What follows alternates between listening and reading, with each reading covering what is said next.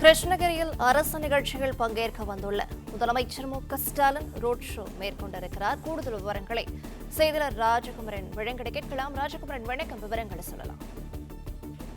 முதலமைச்சர் மு.க.ஸ்டாலின் அண்மையில் ஒசூரில் நடைபெற்ற முதலீட்டாளர் மாநாட்டில் பங்கேற்றிருந்தார். அந்த முதலீட்டாளர் மாநாட்டின் மூலமாக கிருஷ்ணகிரி உட்பட தமிழகத்தின் பல்வேறு மாவட்டங்களுக்கும் புதிய தொழில் நிறுவனங்களை ஈர்க்கக்கூடிய விதமான ஒப்பந்தங்களிலே முதலமைச்சர் கையெழுத்திட்டார். இந்த நிலையில்தான் இன்று கிருஷ்ணகிரியில் நடைபெறக்கூடிய அரசு நிகழ்வில் பங்கேற்கும் முதலமைச்சர் பல்வேறு நலத்திட்ட உதவிகளை வழங்குகின்றார். அது மட்டுமல்லாமல் புதிய திட்டப்பணிகளுக்கு முதலமைச்சர் அடிக்கல் நாட்ட இருக்கின்றார். அந்த அடிப்படையிலே இன்று ஒருநாள் பயணமாக கிருஷ்ணகிரி சென்றிருக்கக்கூடிய முதலமைச்சருக்கு விமான நிலையத்திலேயே உற்சாக வரவேற்பு வழங்கப்பட்டிருந்தது. ஓசூரிலே அவர் தனி விமானம் மூலம் சென்றடைந்திருந்த நிலையில் அதன் பிறகு தற்பொழுது கிருஷ்ணகிரியினுடைய பெங்களூர் சாலையில் நடந்து சென்று பொதுமக்களை முதலமைச்சர் சந்தித்து வருகின்றார். ஏராளமானோர் தங்களுடைய மனுக்களையும் முதலமைச்சரிடம் வழங்கி வருகின்றார்கள்.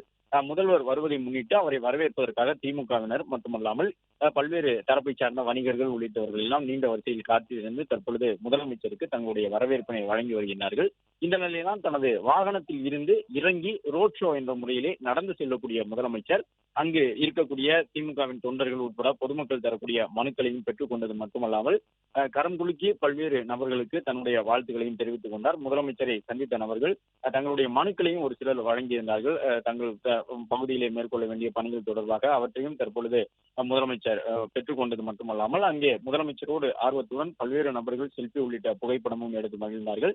இன்னும் சற்று நேரத்தில் அரசு நிகழ்விலே முதலமைச்சர் பங்கேற்க இருக்கின்றார். அதன்படி அரசு நிகழ்ச்சியில் பங்கேற்று பட்டாக்களை முதலமைச்சர் வழங்க இருக்கின்றார். ஏறக்குறைய 85,711 பயனாளர்களுக்கு பட்டாக்களை வழங்கிடக்கூடிய விதமாக கணிசமானோருக்கு நேரடியாக முதலமைச்சரே பட்டா வழங்க இருக்கின்றார். அது மட்டுமல்லாமல் நலத்திட்ட உதவி என்ற அடிப்படையிலே கிருஷ்ணகிரி மாவட்டத்தை சார்ந்த 2,23,013 பயனாளிகளுக்கு பல்வேறு வகையிலான நலத்திட்ட உதவிகள் தமிழ்நாடு அரசினுடைய திட்டங்கள் சார்பாக வழங்கப்பட இருக்கின்றன.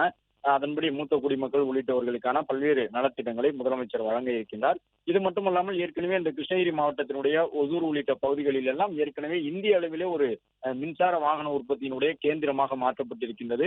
பெங்களூர் நகரத்தை ஒட்டி அமைந்திருக்கக்கூடிய கிருஷ்ணகிரி மாவட்டத்தை தொடர்ந்து வளர்ச்சி பாதையில் கொண்டு செல்வதற்கான முயற்சியிலே தமிழக அரசு ஈடுபட்டிருக்கின்றது. தனி விமான நிலையம் உள்ளிட்டவற்றை அமைப்பதற்கான இடத்தேர்வு உள்ளிட்ட பணிகளில் எல்லாம் தமிழக அரசு தீவிரமாக ஈடுபட்டு வந்திருக்கின்றது.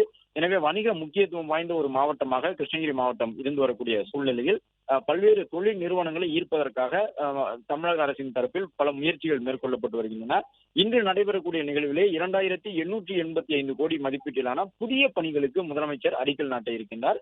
இந்த அரசு நிகழ்வில் பங்கேற்பதற்கு முன்பாக தன்னுடைய வாகனத்தில் பயணம் செய்து கொண்டிருந்த முதலமைச்சர் சாலையின் 2 பக்கமும் ஏராளமான தொண்டர்கள் பொதுமக்கள் திரண்டு நிற்பதை பார்த்தவுடன் தன்னுடைய வாகனத்தை நிறுத்தி கீழே இறங்கி கிட்டத்தட்ட 1/2 கிலோமீட்டர் தூரம் அளவிற்கு தற்பொழுது நடந்து சென்றிருக்கின்றார்.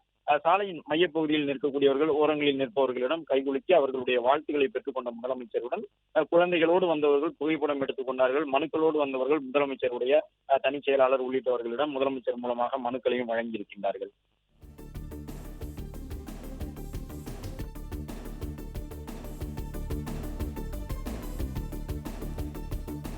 விவரங்களை வழங்கியமைக்க நன்றி ராஜகுமரன்.